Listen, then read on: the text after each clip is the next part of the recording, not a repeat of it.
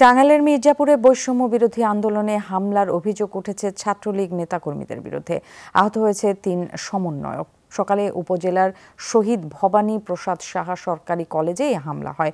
আন্দোলনরত শিক্ষার্থীরা জানায়, পূর্ব নির্ধারিত কর্মসূচি অনুযায়ী কলেজ ক্যাম্পাসে অবস্থান করছিলেন তারা। এ সময় মির্জাপুর ছাত্রলীগের সদস্য সীমান্ত ও কর্মী আপনের নেতৃত্বে ১৫ থেকে ২০ জন তাদের উপর হামলা চালায়। স্থানীয়রা ৩ আহত সমন্বয়ক মুজাহিদ, ইমন ও জাকিরকে উদ্ধার করে হাসপাতালে ভর্তি করে। পরে মুজাহিদের অবস্থার অবনতি হলে তাকে রাজধানীতে রেফার করা হয়।